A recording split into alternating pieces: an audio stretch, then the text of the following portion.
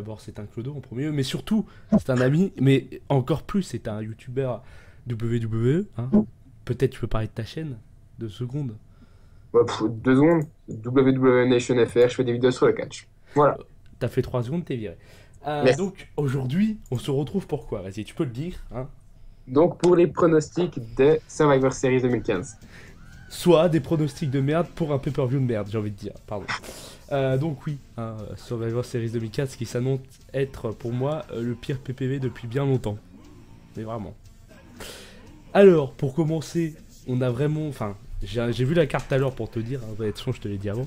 J'avais pas vu la carte en détail à première vue, j'ai pas suivi les derniers rows vraiment assidûment. J'ai regardé les résultats quoi, comme beaucoup de gens. D'abord, on a quand même les deux demi-finales qui pour moi m'attirent pas du tout. Je sais pas ce que t'en penses un peu avant d'en parler des matchs en eux-mêmes, mais vraiment de faire les deux demi-finales comme ça au pay-per-view. Euh, faut ajouter des matchs et il faut ajouter des top stars et il n'y avait que ça. Voilà. En gros, c'est un peu ça. J'aurais préféré 2 matchs pour les titres mineurs que 2 demi-finales, clairement. Ouais, comme ça, dit comme ça, ouais. Clairement. Et qu'ils fassent ces demi-finales à Raw, tu vois. Parce que, voilà, parce que là, ça nous sucre 2 matchs qui auraient pu être bien dans les titres mineurs pour faire 2 matchs qui sont inutiles, puisque tout le monde sait, on va en plus en parler, mais tout le monde sait qui va être contre qui en finale. Donc, on a le premier match qui est Roman Reigns versus Alberto Del Rio. Qu'est-ce que tu en penses de ce match? Bah, tu veux que je parle vraiment du match à proprement dit ou que je donne un vainqueur potentiel ou... Vu qu'on connaît le vainqueur, parle du match, hein, j'ai envie de te dire. Bon, forcément, on va aller de parler de Roman Reigns vainqueur. Donc le match, Del Rio, il nous a habitués, enfin, il nous a pas habitués justement à un tel niveau. Il n'a pas un niveau ouf, mais depuis surtout, je le trouve incroyablement zen et bien posé. Donc j'ai hâte de voir ce que ça peut donner contre un Roman Reigns qui est un peu foufou et qui fait des progrès, mais pas, c'est pas encore ça. Donc j'ai hâte de voir, mais je suis pas vraiment emballé en fait. J'aurais plus préféré un Ambrose Del Rio en fait. Mm. Pour ça.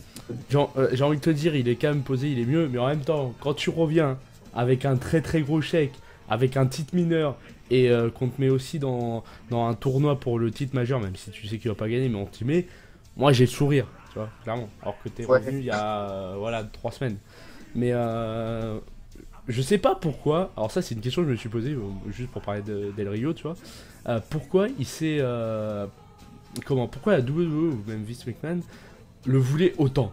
Tu vois, je me suis demandé. Parce que, est-ce que c'est pour réparer l'erreur par rapport aux réflexions ainsi, tout ça? Parce que pour débourser autant d'argent et puis comment dire, de lui donner un titre mineur, de lui faire tout ça, tu vois, ils ont déroulé le tapis rouge, là. Tu vois. C'est vrai. Donc je sais pas si t'as un peu ton avis là-dessus, mais c'est vrai que c'est quand même bizarre. Je sais pas, ça m'étonne un peu. Donc moi par rapport au match, c'est un peu comme toi, c'est-à-dire que on sait tous que Roman Reigns va gagner, parce que c'est pas le pay-per-view des pronostics, enfin le pay-per-view des pronostics juste, tout le monde le sait, les pronostics. Alors Roman Reigns va gagner, voilà, j'ai envie de dire, normal. Et le match en UM, bon Alberto Del Rio, j'ai pas trop de choses à dire sur lui, parce qu'il a gardé son style, même s'il est plus, comme t'as dit, on va dire plus vif, c'est ça je pense que tu voulais dire, plus vif, plus Ouais. rapide. Ça c'est dû parce qu'il vient de revenir, surtout je pense, quand tu reviens et que t'as pas... Voilà. Rageux aussi. Mais peut-être surtout qu'il a catché du coup à la triple A, si je me trompe pas. Aussi, ouais. Et que bon, c'est plus des combats rapides, tu vois, c'est de la lucha libre, tout ça, enfin bref. Et c'est vrai que je pense que ça lui a permis d'effacer un peu ce côté WWE qu'il avait avant et de retrouver ce côté, tu vois, catch mexicain, tu vois. Je veux dire. Ouais. Et c'est vrai que son séjour à la triple A lui a donné quand même donne des bonnes choses, et je pense que ce match en lui-même va être court, parce que je pense que les demi-finales vont être courts, sinon c'est un peu con, sachant qu'on connaît le gagnant, mais va être pourquoi pas intense et sympa. Mais pitié, pas de... Voilà, ça va pas être le cas, mais refaites plus gagner Alberto Del Rio sur un coup de pied, quoi. En même Vraiment, temps, sa prise de finition, elle est vraiment dégueulasse, hein, mec. Rappelle-moi. Parce que- Bah, depuis son retour, il a une prise de finition. Donc en fait, le mec, son adversaire a les deux jambes sur la troisième corde et le reste du corps est pendu. Et en fait, Alberto Del Rio Ah oui. monte une corde, fait son double stomp, là, double Mm. foot sur le mec. Pour ça, Mais il le faisait déjà avant, mais je crois pas en finisher. Enfin, il le faisait plus depuis longtemps, mais je me souviens je l'avais déjà vu faire ça. Je sais plus quand, je peux pas te dire. Match suivant, j'ai envie de vous dire le même cas de conscience et de pronostic. Demi-finale B qui oppose Kevin Owens, titre mineur aussi, contre Dean Ambrose. Hein, donc je commence, on va dire, pour par rapport au premier. Dean Ambrose gagnant, bien évidemment. Kevin Owens, on va dire que depuis qu'ils lui ont donné le titre, il catch moins bien. Enfin, je sais pas, c'est. Ou alors les matchs sont bookés mal, mais je sais pas ce que t'en penses, mais je le trouve moins bien, moins bon, moins. Les matchs qu'il fait depuis son titre, je les trouve moins bien, tu vois. Bon, déjà, depuis qu'il est à WWE, je les trouve moins bien, hein. Quand tu compares au truc qu'il faisait, c'était à la Ring of Honor, je crois. Ouais. Et c'est le mec qui se la pète un peu, alors je suis pas du tout le 1D, mais lui, je le suivais.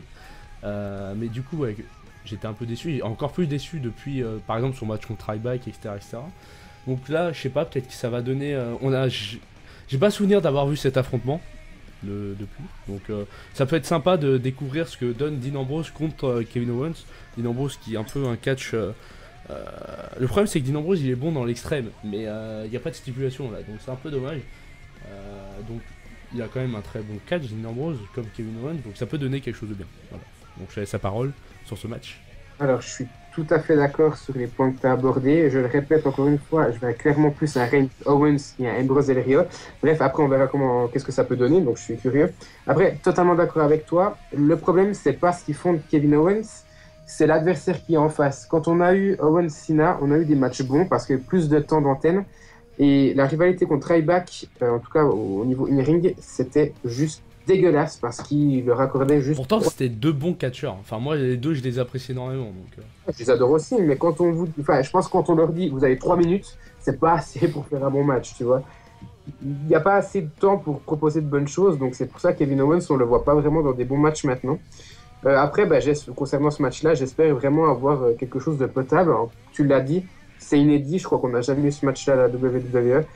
Donc, j'ai hâte de voir et je pense qu'on peut avoir un meilleur match que le premier, pour tout dire. ouais.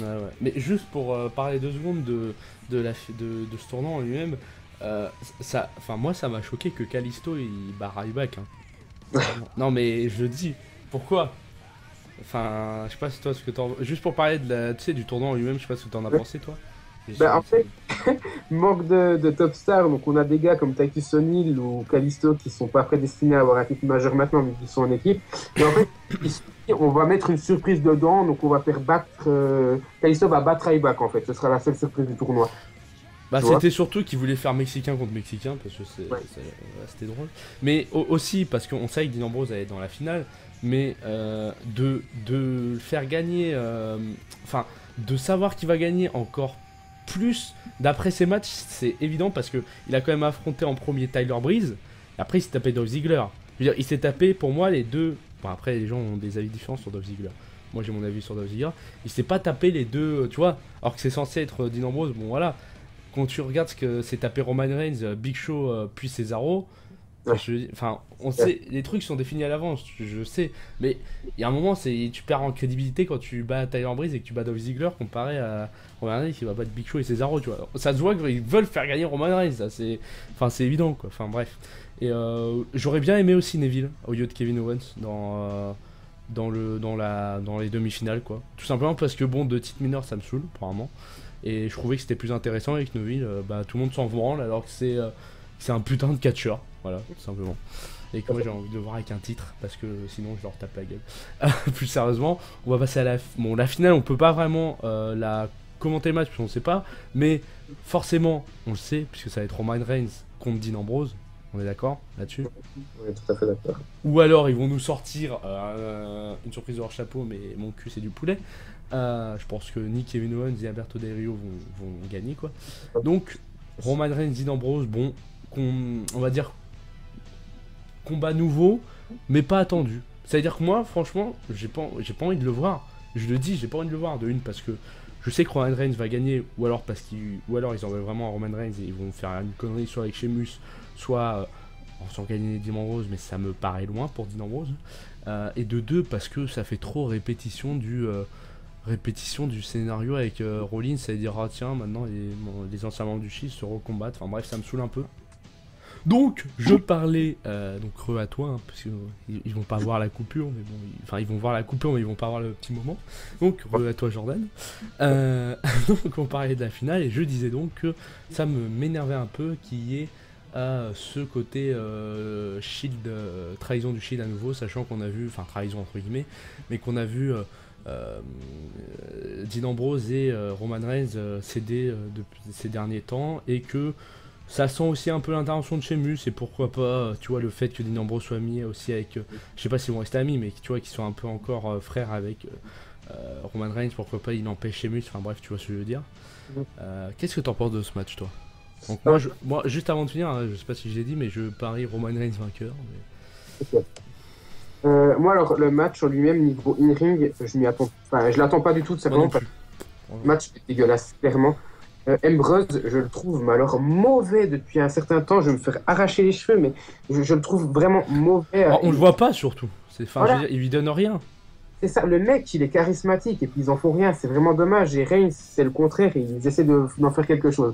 Enfin bref, j'attends pas. Après, niveau scénario, j'attends vraiment beaucoup. Pour moi, il y a beaucoup de scénarios qui peuvent arriver. Soit Reigns gagne de façon clean, soit Ambrose fait un heel turn, soit Sheamus intervient après un heel turn de Ambrose. Certains même amènent que Roman Reigns pourrait faire un heel turn lui au cas où Ambrose gagnerait de façon clean. Il peut y avoir vraiment beaucoup de choses et j'ai hâte d'avoir une surprise parce que je m'attends en fait à une grosse surprise étant donné que la carte n'est pas très joyeuse. Je me dis qu'ils peuvent pas laisser le match comme ça sans rien et terminer le show après une carte aussi moyenne, donc j'attends une surprise, peut-être c'est une erreur, donc j'attends vraiment quelque chose. Alors, ouais, juste pour finir sur ça, moi je pense que, bon déjà j'attends rien de ce match, que ça soit une surprise ou quoi, mais même si c'est la surprise, c'est ce truc qui peut sauver le match, mais je pense, juste pour résumer, pour ceux qui ne savent pas à peu près ce qu'a fait Roman Reigns, ils ont quand même fait miroiter le titre à Roman Reigns depuis au moins 7 mois je crois, ou 8 ou 9 je sais plus. Il a quand même gagné Royal Rumble, ils lui ont carotte à WrestleMania. Enfin, il le carotte à chaque. Tu vois, il le carotte au poteau à chaque fois, des bookers, tu vois ce que je veux dire. Et même, je me souviens qu'après WrestleMania, tu te rappelles, dans la vraie vie, entre guillemets, si on peut dire ça comme ça, sa famille trouvait ça abusé. Je sais pas si tu me souviens de. Hein, et c'est vrai que je me dis, si encore une fois, certes, ils ont booké ça rapidement, pour moi, comme je l'ai dit dans une vidéo qui paraîtra jamais, le scénario de base avant la blessure de Seth Rollins, c'était pour moi. Que Seth Rollins gagne à SS et que Roman Reigns gagne à TLC, tu vois, qu'après ils finissent en beauté et on commence avec Roman Reigns champion Royal Rumble. Je pense que c'était ça, ou peut-être d'autres choses, mais moi je pensais que c'était ça. Maintenant ils ont fait ça très vite, le tournoi ça se voit. Je pense que à part Roman Reigns, je vois pas pourquoi il ferait gagner Dean Ambrose. Et en côté surprise, Sheamus pour intervenir, mais... Voilà, j'adore Sheamus, j'aimerais qu'il ait le titre, mais je pense, moi ça serait pas une surprise, tu vois. Et c'est ça qui pourrait entre guillemets sauver le truc, c'est que si Sheamus vient et qu'il cache la manette et qu'il réussit le cash, je suis content, tu vois. Bon voilà, le match m'emballe pas plus que ça comme toi j'ai envie de dire. Ouais, j'aimerais juste rajouter une chose, c'est qu'il nous faut un heel majeur, Bray Wyatt étant dans le fin fond de l'Undertaker. Non mais vraiment je veux dire, entre Reigns et Ambrose, il faut un heel turn pour qu'il y ait un heel crédible dans tous les cas. Bah, le heel crédible pour moi, parce qu'ils l'ont pas mis en avant, mais s'il voulait, il pourrait faire un heel crédible avec Sheamus. Sheamus en heel est très bon. Bien sûr. Même en face, pour moi, Sheamus ça fait partie des gens qui sont twinners. Comme Andy Orton, tu vois. Ils peuvent être autant face que heel, même si beaucoup de gens préfèrent Sheamus en heel, mais moi, je trouve que Sheamus peut être autant face en heel. C'est le bagarreur, tu vois, c'est le bon bagarreur, quoi. Mais je pense que Sheamus, clairement, ils peuvent, s'ils l'utilisent bien, ils peuvent en faire des bonnes choses. Parce qu'il faut savoir que là, on va tenir jusqu'à... Donc, Seth Rollins revient dans 6 à 9 mois. Donc il fera pas WrestleMania. On va quand même tenir presque toute l'année prochaine, avec juste, si ça change pas, avec juste Sheamus, Roman Reigns, Bray Wyatt, bon Dean Ambrose, on va dire que c'est un top, bref. Et pourquoi pas Cesaro si enfin il bouge son cul, mais voilà, ça va faire quoi, 5 tops pour la ceinture, tu vois. Ouais. Et peut-être Brock Lesnar au cas où il décide de se bouger un petit peu plus, à faire plus de shows dans le mois. Ça serait possible, voilà. C'est vrai, on est d'accord, voilà. C'est dommage qu'il n'y ait que 5 tops, sachant que t'as quand même des Finn Balor, des Hideo Itami est blessé, mais t'as quand même des Finn Balor, des gens comme ça à NXT et qui laissent à NXT. Je ne comprendrai jamais. N'oublie pas Cena non plus, hein. Cena qui fera son retour en décembre. Oui, non, il fera son retour non télévisé en décembre, je crois, puisque c'est pas télévisé le show. Peut-être, ouais, mais en tout cas, il sera là pour la retour WrestleMania, ça c'est sûr. Oui, c'est vrai. Mais ce que je veux dire, c'est qu'on va quand même graviter autour d'un petit nombre de tops et ils seront pas tous, je pense, pour le titre, tu vois, déjà de base. Déjà. Voilà. Donc, on va passer sur ce match. vous pourrez donner vos avis après, oh putain, en commentaire. Désolé, j'ai tapé mon micro, ça a dû s'entendre. Il est trop gros. On passe au match qui est d'habitude la pause pipi. Et là, je sais pas, clairement. On passe au Diva Championship match qui oppose Charlotte contre Paige. Charlotte qui est la championne. Alors déjà, je te laisse commencer, mais juste avant de te laisser commencer, j'aimerais dire, enfin, un pay-per-view sans gros seins. Non mais est-ce qu'on peut quand même remercier Jésus? Non, je rigole, je suis pas croyant. Mais est-ce qu'on peut quand même remercier Jésus du catch pour avoir enfin viré gros seins des pay-per-view? Parce que j'en avais marre, moi. Déjà que la division des divas, bon voilà. Mais enfin un pay-per-view sans gros seins, on peut le dire. Ben, ça faisait depuis Survivor Series 2014. Bravo. Ouais, je te laisse. Alors franchement, le match, je pense qu'il peut vraiment donner quelque chose de pas mal. La rivalité est bonne. D'ailleurs, le segment qu'on a eu en main event, entre guillemets, de Raw, avec Paige qui critique le frère de Charlotte qui est décédé. C'est juste Gora Sway, j'adore. Qui critique quoi? J'ai pas... Le frère de Charlotte qui est décédé. Ah bon? Ouais, en fait, elle lui a dit, il parlait un peu de motivation ou je sais plus quoi, et au bout d'un moment, Paige a dit à Charlotte que son frère ne s'était pas battu, vu qu'il est mort. Ouais. Ah oui, c'est pour ça que j'avais vu que la famille de Charlotte n'était pas d'accord en vrai avec ça, oui, ouais.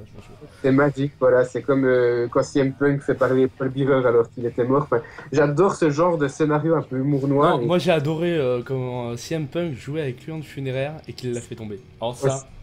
Magique, j'étais pété de rire. Ah non, aussi quand il avait quitté la WWE et qu'il avait posté une photo, bon ça c'est hors catch, mais qu'il avait posté une photo dans son garage et je crois c'était la photo de journée, elle a dit, je sais plus ce qu'il avait dit. Ah, je sais pas si tu te souviens de ça. Non, j'ai pas souvenir. Il avait dit tiens, un porte-gobelet, tu vois, un truc comme ça, bref. Okay. J'adore CM Punk. Donc ce match, je te laisse commencer pour le match. Donc le match in-ring, ça va être bon et je pense que c'est Charlotte qui va quand même ressortir vainqueur parce que vraiment, c'est une championne fade. Voilà. Une championne nouvelle déjà, bon, pour faire perdre... Non, en fait, c'est comme tout ce SS, c'est prévisible à souhait. C'est-à-dire que ils vont pas faire perdre Charlotte parce qu'ils viennent de la faire gagner et qui en plus, c'est elle qui a battu Nikki Bella, qui était un peu le... Ouais, c'est Nikki Bella, je confonds tout le temps. Qui était un peu, tu vois, la taulière entre guillemets, tu vois, dans l'histoire, tu vois ce que je veux dire, du titre, tu vois, vu le temps qu'elle avait eu, vu qu'en plus c'est elle qui a battu AJ, tu vois, si en plus ils font perdre Charlotte maintenant, c'est pas logique, tu vois. Alors, je pense qu'il va y avoir une feud très longue avec Paige, et ça va me saouler, parce que bon, la division des divas, clairement c'est vide. S'il te plaît, je sais plus comment elle s'appelle. Comment elle s'appelle la japonaise qui arrivait à NXT là? Asuka. Ah là là, mais viens dans le roster principal toi, je t'en supplie. J'ai regardé tes matchs que tu faisais pas dans NXT mais avant là. Mais viens, je t'en supplie. En plus, ce qu'avait fait NXT aussi, c'est plutôt pas mal. Mais ouais. Viens, sauve-nous. Et même, il y a des bonnes divas à NXT. Il y a une autre nouvelle plutôt grosse, un peu comme Karma là. Je sais plus comment elle s'appelle non plus. Bref, il y a des bonnes divas à NXT. Voilà. Ce match... Il y a Jax, un truc comme ça. Ouais, voilà. Ce match, je l'attends pas. Niveau ring, ça peut être bon, comme ça peut être très mauvais. C'est-à-dire que ça, c'est le genre de match où c'est qui tout double. C'est-à-dire que c'est deux très bonnes divas qui ont un très bon catch, mais qui pour l'instant font un peu de la merde à cause des bookers, tu vois. Donc est-ce que ça va refaire ça, c'est-à-dire à cause des bookers ou à cause de qu'on les empêche ou quoi, ils vont refaire de la merde, il va y avoir encore une connerie, tu vois, la diva, le spray dans les yeux, des trucs comme ça, même si je pense pas. Ou alors est-ce qu'on aura enfin un vrai match de diva depuis très longtemps? Voilà. On peut l'avoir, est-ce qu'on va l'avoir? C'est la question. Donc Charlotte vainqueur, comme on l'a dit dès le début, et on passe pas à l'avant-dernier match, puisque après il y a le tournoi là. On pourra pas le commenter. On passe au tag team match, les Papi of Destruction contre The Wyatt Family. Alors qu'est-ce que... Alors, je vais commencer parce que du coup... Alors, ouais. Pour ce match là, vraiment, là c'est ce moment là, la pause pipi les gars. Non, je suis méchant. C'est pas la pause pipi, mais clairement, mais ce match, mais je ne l'attends pas, et je pense qu'on va avoir le même avis avec Jordan. Undertaker, je t'en supplie, retourne chez toi, va t'occuper de ta famille. Je sais que beaucoup de gens disent oh la WWE elle l'oblige à faire ça. Non, s'il revient c'est lui les gars. Quand t'es Undertaker tu peux faire tout ce que tu veux, clairement. Si t'as envie de faire ça, tu vas avoir Vince, il va le faire. T'es Undertaker, il s'en fout. Il revient pas pour l'argent non plus. Moi je pense plutôt qu'il veut faire plaisir aux fans, mais c'est plus de son âge. Ça fait 3 ans, 2-3 ans qu'il aurait dû partir.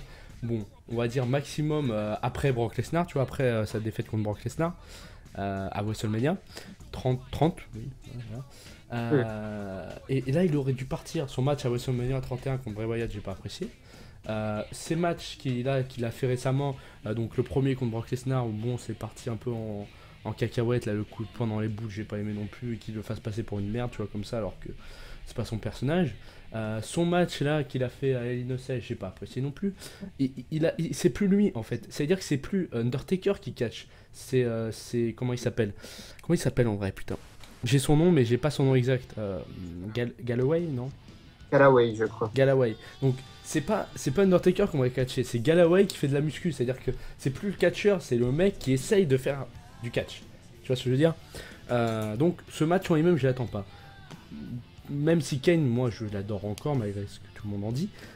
Du côté de la Wyatt Family, voilà, on a deux très bons. Enfin, deux très bons. Il y en a un, on a presque pas vu, la Bruce Roman, là, le mec qui ressemble à moi x2.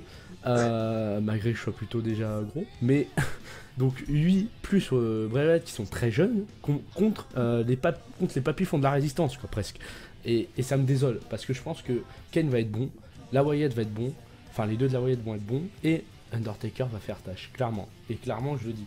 Et je sens les gros clichés du tiens, on va faire des finishers en double choc CM, en double tombstone, tu vois, des trucs comme ça pour faire nostalgique. Mais ça va être nul, clairement. Donc, moi je l'attends pas. Je pense qu'in-ring, ça va être mauvais. Malgré que Bray Wyatt va essayer de relever le niveau, mais il peut pas faire tout le match à lui tout seul. Donc voilà, je te laisse en parler. Voilà. Alors, je te rejoins globalement. In-ring, ça va être lent parce qu'il faut savoir que les deux de la Wyatt, c'est Bray Wyatt et Braun Strowman. Braun Strowman, je le critique pas, mais c'est un poids lourd, donc ça va être assez long. Ensuite, je trouve que cette rivalité est un très très mauvais choix à ce moment-là, je veux dire. On a un Undertaker qui a perdu ses derniers matchs, parce que même si le SummerSlam, je considère qu'il est passé un peu pour un plouc. Et on a la Wyatt Family qui ne pourra pas perdre ce match-là, vu qu'on fête les 25 ans de l'Undertaker. Donc pour moi, clairement, c'est les papis qui font de la résistance qui vont gagner.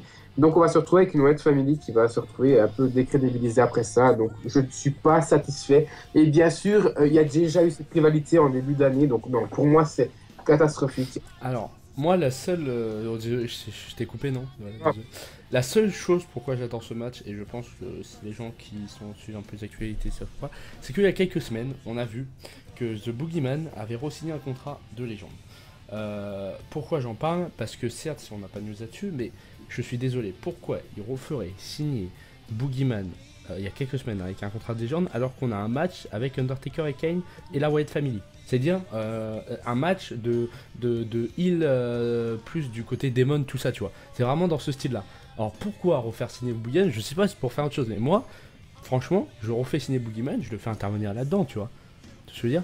Et franchement, j'aurais... Alors, moi, à la base, ce que je voulais qu'ils fassent, c'est qu'ils mettent The Boogeyman avec Undertaker et Kane, et qu'ils mettent, ou alors l'inverse, mais qu'ils mettent un troisième membre de la Wyatt Family, tu vois. Et ça aurait fait un 3v3. Déjà, ça aurait été mieux, vraiment.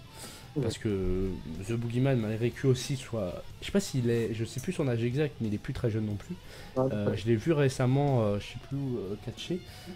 Et il est encore bon, entre guillemets, parce que j'ai pas vu plus que ça récemment. Mais il est encore bon, entre guillemets.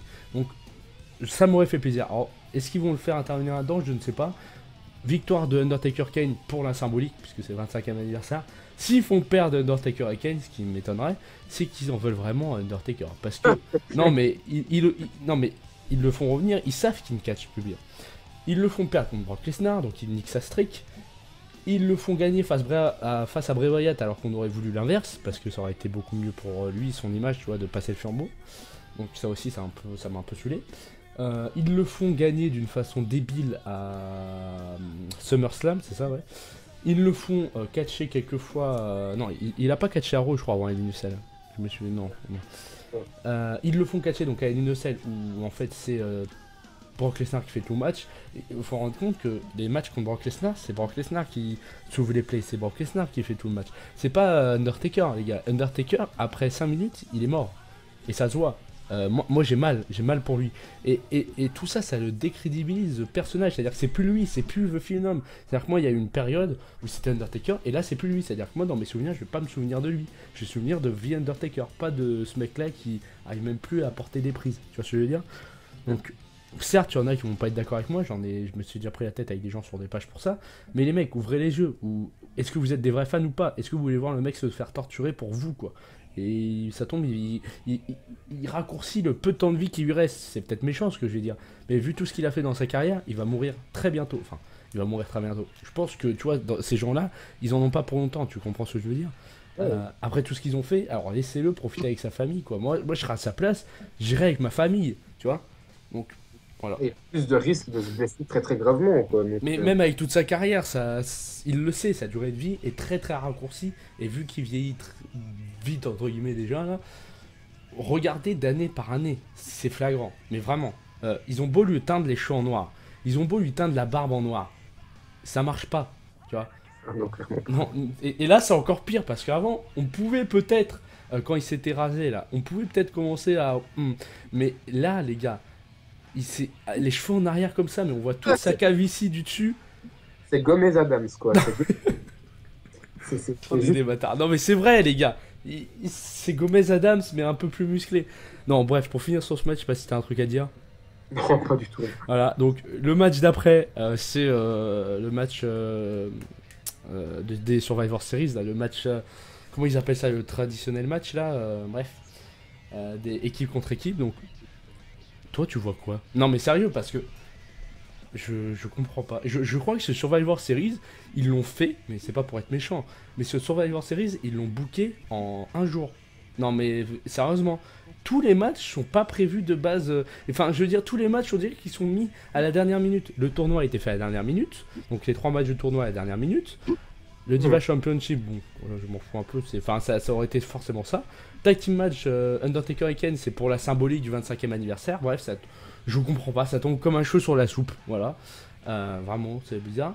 Et ce match de comment... oh putain, j'arriverai jamais à trouver le nom de traditionnel match là. Comparé à chaque année, je trouve que cette année, mais il n'a aucune symbolique. Que ça soit dans les feuds, on en a pas entendu parler. Il y a rien eu. Je veux dire, il y a une époque, même récente, où c'était des matchs où tu voyais, tu vois, l'équipe John Cena contre l'équipe Nexus, des trucs comme ça où ça pouvait être cool. Il y avait un enjeu, il y avait un truc scénaristique, il y avait du niveau. Mais là, je ne comprends pas l'intérêt. Je pense qu'ils vont mettre déjà des perdants du tournoi, mais qu'ils vont remplir ça avec des gens random. Parce que je vois pas pourquoi, genre King Barrett, genre Neville, genre... vous voyez, et je pense même qu'ils peuvent mettre Sheamus, donc ça niquerait un peu le... tu vois, le truc de la finale si c'est avant, tu vois. Mais je pense même qu'ils peuvent mettre Sheamus, tout ça, donc je trouve ça vraiment débile. Je pense que c'est vite vu ceux qui seront... Il y a les New Day qui sont champions qui doivent être là, ils seront sûrement associés à la nouvelle équipe dont comment ça s'appelle, les European Ultras, donc King Barrett et Sheamus. Et de l'autre côté, on aura les Usos, Ryback et Neville, je pense, vu que c'est ceux qui manquent là, très clairement. Et puis t'as oublié un match aussi dans la carte, c'est Dolph Ziggler contre Tyler Breeze. Ah, je l'ai pas vu. C'est un pré-show pré-show Non, même pas. Bah, c'est pas possible. Puis si... Ah oui, ok, non, bah, oui. Alors, non, mais c'est parce que j'étais sur carte actuelle et c'était édité ce jeudi là, donc je me suis dit que c'était fiable. Donc, ouais, donc Tyler Breeze versus Dolph Ziggler. Ouais, dans le truc comme ça. Ouais. Pourquoi? Pas en pré-show et. Dans le pré-show. Non, pas dans le pré-show, justement. Mais pourquoi? Non, mais c'est pas pour être méchant, mais pourquoi? Non, c'est juste pour ajouter un match. Alors, on va en parler vite fait. Bah, c'est dommage de finir là-dessus. Clairement. J'ai envie de vous dire, le gagnant, je m'en branle. Parce que les deux, je les aime pas. Et que les deux, leur gimmick, c'est de la merde. Je peux me faire des ennemis. Tyler Breeze. Je vous dis entre vous et moi, Tyler Breeze, je pense qu'avec une autre gimmick, mais même, il a ça depuis NXT. Avec une autre gimmick, ce mec aurait peut-être pu donner des trucs bien. Comme Fandango. Et c'est de la merde, voilà.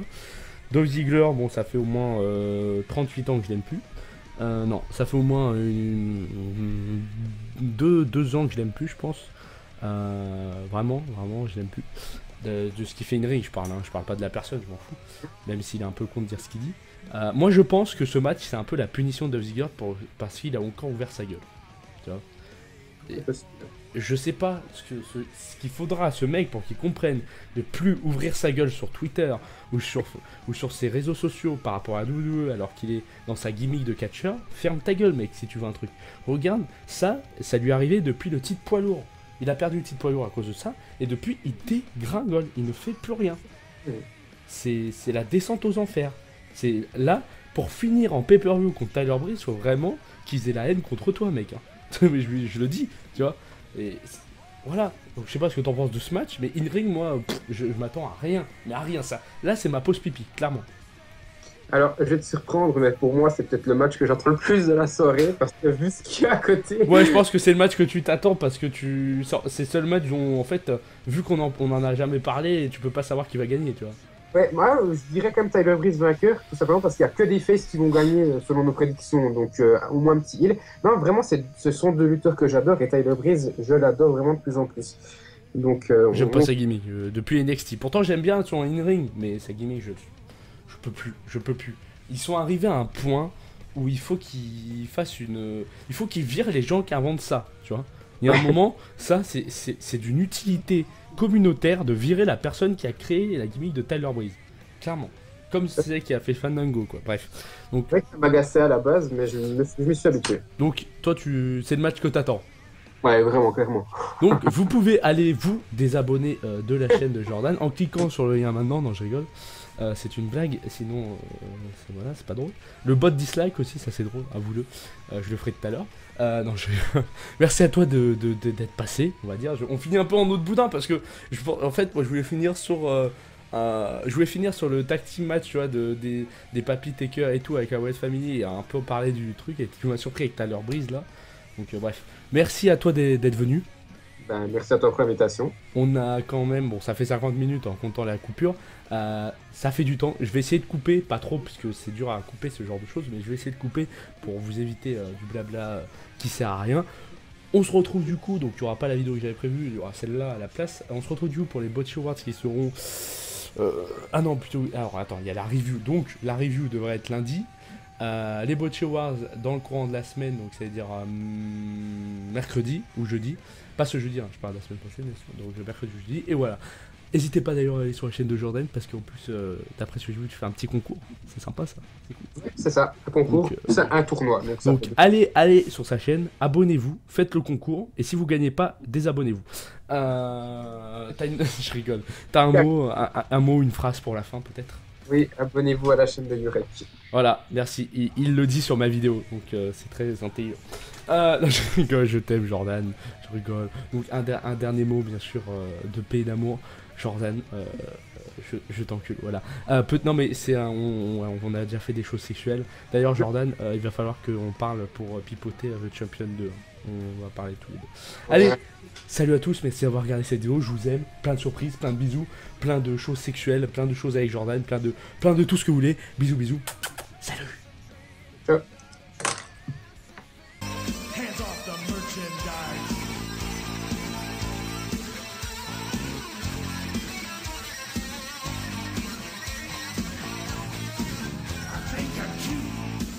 I know I'm saying